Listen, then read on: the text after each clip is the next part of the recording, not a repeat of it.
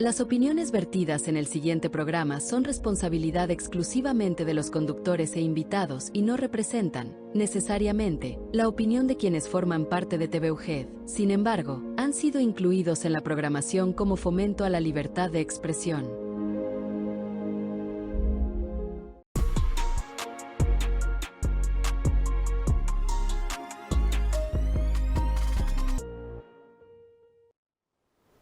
¿Qué tal? Bienvenidas y bienvenidos a El Derecho y los Derechos en Serio, espacio de reflexión y diálogo sobre democracia constitucional, transformaciones sociales, libertades y derechos. En esta nueva emisión vamos a tener la oportunidad de volver a conversar con un joven abogado que se especializa en temáticas ambientales y administrativas y con el que ya habíamos también tenido ocasión de dialogar sobre temas como la importancia jurídica, pero también social, cultural, del cuidado del medio ambiente, de la biodiversidad. También hablábamos del desarrollo sostenible, entre otro tipo de temáticas que nunca pierden actualidad, ¿sí? Y de hecho, al contrario, no hacen sino amplificarla. Entonces se encuentra de nueva cuenta con nosotros el licenciado Ricardo Arellano. Muchísimas gracias por estar con nosotros de nueva cuenta, Ricardo. Gracias, doctor. A ti te saludo otra vez y a tu auditorio. Ricardo, en un programa anterior conversábamos, como ya lo decíamos en la introducción, sobre la trascendencia, no nada más jurídica, sino en muchos otros enfoques que tiene el cuidado del medio ambiente, de los animales, la flora, el agua, el aire, entre otro tipo de temáticas. Pero en esta emisión vamos a tratar de concentrarnos un poco en cómo esto tiene también un papel determinante desde la perspectiva de una empresa, de una negociación mercantil que, digamos, abre sus puertas, empieza a tener funciones y hay una serie de elementos, hay una serie de lineamientos con los cuales tiene que cumplir. Es una normativa muy rica, la normativa ambiental, empezando por la Ley General de Equilibrio Ecológico y Protección al Ambiente, empezando, pues desde luego, incluso con mayor rango que esta ley que acabamos de mencionar, el artículo 4 constitucional, en su párrafo 5º, que determina que todas y todos tenemos derecho a un medio ambiente sano para el desarrollo y bienestar. La Ley Federal de Responsabilidad Ambiental, que también se introdujo hace pocos años con la reforma constitucional, que adicionó esta necesidad de que quien cause deterioro ambiental tendrá que ser sancionado en los términos también que marque la legislación. Pero además de ello, como no podía ser de otra manera, en una temática propiamente administrativa como es la ambiental, hay una serie de un gran cúmulo de normativas también ya mucho más específicas que se tienen que cumplir. Normas oficiales mexicanas, reglamentos, lineamientos, circulares, decretos, acuerdos, entre otro tipo de temas. ¿Cuál es la experiencia que se ha tenido desde el despacho que tienen ustedes, una consultoría y un centro también que brindan este tipo de servicios a las empresas? ¿Y cuáles son, digamos, los primeros pasos a seguir cuando se acerca un potencial cliente con ustedes que tienen, digamos, que orientarlos en este sentido del cumplimiento de la perspectiva ambiental, Ricardo?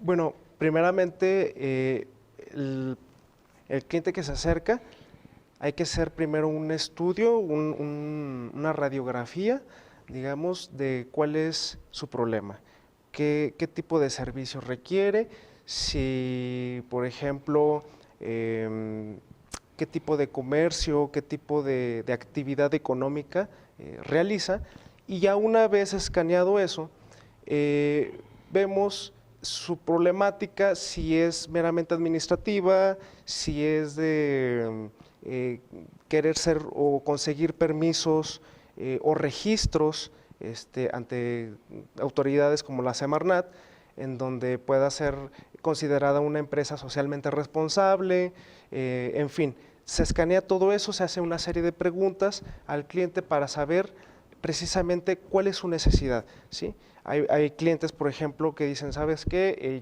Yo tengo una actividad económica de un bar y tengo ciertos procesos en donde me cerraron el lugar porque no contenía o no tenía el permiso de salubridad, por ejemplo. Bueno, entonces buscamos dos cosas. Uno, primero, pues abrir otra vez el lugar en donde le cerraron y obviamente pagar la multa, pero también hacer recomendaciones a esta persona o a este cliente para que no vuelva a suceder, no recaiga en lo mismo y mejorar su proceso, ¿sí? Su proceso que supuestamente es contaminante, ¿sí? Hay que ver en qué forma contamina, si contamina suelos, si contamina mediante transporte, etcétera, etcétera. Ok, entonces aquí tenemos un aspecto muy interesante de la práctica jurídica en la actualidad que desafortunadamente no ha sido tan explorada, pero que poco a poco empieza a ponerse de manifiesto, que es el derecho preventivo. Digamos también en esta área más global del derecho corporativo que involucra todas aquellas acciones que una empresa, que una negociación mercantil debe cumplir, pues desde luego una de las más importantes es la ambiental. Una empresa tiene múltiples obligaciones legales, de tipo fiscal, de tipo, bueno, en su momento también incluso puede darse la cuestión penal, pero administrativa, civil en la celebración de contratos, pero la ambiental digamos que ha quedado relegada a un segundo término, a pesar de que es sumamente importante y de que hay autoridades facultadas plenamente por la legislación para en su momento emitir apercibimientos, amonestaciones, multas y otro tipo también de consecuencias jurídicas que se dan producto de una falta de previsión normativa. Entonces, digamos, también otro tema que ha saltado en los últimos años en esta praxis jurídica es el del compliance. Sí, el compliance en una perspectiva penal, pero también debemos verlo desde una óptica mucho más amplia, porque el compliance implica que una empresa tenga en una perspectiva preventiva pues todos los elementos que haya que cumplir en su momento. Mejor anticiparnos al hecho, más vale prevenir que lamentar, como dice el adagio, como dice el dicho popular, ¿verdad? Y aquí cobra mucha vigencia y mucha relevancia. Entonces, ustedes hacen también ya en el caso específico manifestaciones ambientales y todo lo que esa empresa en su momento pueda llegar a requerir. Ya desde un enfoque mucho más concreto en la temática ambiental, Ricardo, ¿qué otro tipo de lineamientos o de necesidades puede llegar a tener una empresa? Pues también de carácter penal, por ejemplo, al momento de estar hablando de responsabilidad ambiental por contaminación de suelo, de aguas o de subsuelo, pues también hay una responsabilidad y no solo preventiva, sino también restaurativa, en donde esta empresa, si se le llega a ver culpable de contaminación ambiental a ciertos acuíferos, o bien, por ejemplo, no se tienen ciertos permisos para la construcción de bodegas o de cualquier otra infraestructura, pues entonces puede recaer en una responsabilidad tanto administrativa, civil y penal. Entonces, por ejemplo, tenemos este asesoramiento en los 3 niveles. Primero, ver si está todo en regla en lo administrativo, los permisos, como hemos dicho anteriormente, pero también, en dado caso, ver esta responsabilidad penal, a quién se le va a exigir, ¿sí? ¿Cómo es que la empresa va a restaurar, ¿sí?, este daño que hizo al medio ambiente, o a grupos ejidales, por ejemplo, si se trata de que ha contaminado el suelo de algún grupo ejidal, pues cómo se le va a restaurar ante eso, ¿no? O por ejemplo, los megaproyectos también. Tenemos empresas en donde se realizan construcciones muy grandes y que el impacto ambiental es mucho mayor. Entonces, vemos a quién afecta esos ejidos o esos terrenos, esas zonas, a quién afecta este tipo de construcción. Entonces, se le da el asesoramiento desde un nivel administrativo, civil y penal. ¿Ok? Entonces es importante poner en perspectiva todo este cúmulo de obligaciones que en su momento puede llegar a tener la empresa. Y es mejor, como decíamos hace un momento, anticiparnos al hecho, tener esta perspectiva preventiva, de tal manera que, digamos, podamos nosotros proteger, tener en una coraza a esa empresa a través del derecho, a través del cumplimiento de toda la normativa aplicable. Y eso es sumamente relevante. Tras un corte vamos a seguir conversando sobre qué otro tipo de obligaciones se pueden dar desde la perspectiva ambiental y la necesidad de, entre todas y todos en la sociedad civil, pues coadyuvar con este tipo de cuestiones tan importantes. Perfecto. Gracias. A nuestro auditorio del Derecho y los Derechos en Serio, les invitamos a permanecer con nosotros.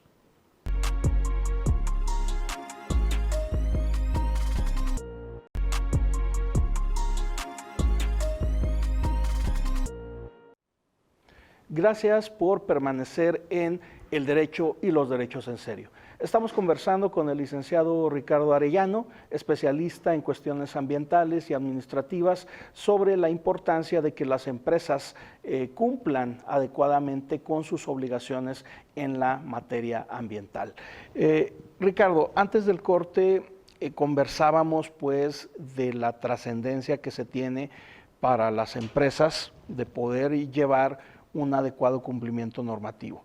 Desde el otro lado de la cancha, el gobierno. ¿Por qué el gobierno debe estar cumpliendo y debe estar verificando y debe estar en todo momento inspeccionando que se cumplan este tipo de obligaciones para las empresas? ¿Por qué, digamos, es relevante que en cumplimiento también del derecho a un medio ambiente sano, el gobierno en sus distintos órdenes por ejemplo, en la Ley General de Equilibrio Ecológico y Protección al Ambiente se establece que ahí la federación, las entidades federativas, los municipios, cada uno en el ámbito de sus respectivas competencias tiene digamos, atribuciones en la materia ambiental. ¿Por qué el gobierno tiene que estar vigilando? Y de nuevo, ¿por qué la empresa, a través de una adecuada estrategia jurídica, debe también estar en plena sintonía con las normas oficiales mexicanas que emita el gobierno, en este caso el gobierno federal? ¿O por qué se debe estar siempre al pendiente de las posibles modificaciones que sufra, en este caso, la legislación ambiental? Bueno, es importante ya que el medio ambiente se toma como un bien jurídico que nos pertenece a todos, a toda la población en general. Entonces, además de ser este bien jurídico común, es un derecho humano. Sí, entonces, desde el artículo 1 constitucional, pues el gobierno está siempre obligado a velar por los derechos humanos. Entonces, al ser establecido el derecho a un medio ambiente sano como un derecho humano, pues es la necesidad que tiene tanto la sociedad de que el gobierno siempre esté en vigilancia y cumplimiento de este derecho, ¿sí? Entonces, ese como primer supuesto. Como segundo, lo veníamos diciendo anteriormente, el bienestar y el desarrollo implica también el cuidado del medio ambiente en cuanto a desarrollo económico, en cuanto al desarrollo social y cultural. Entonces, es importante que el gobierno esté de forma efectiva, siempre estar vigilando que se lleven a cabo por las empresas, por organizaciones civiles, ¿sí? Se lleven a cabo las diferentes diligencias para poder cumplir con la normativa ambiental. ¿Por qué?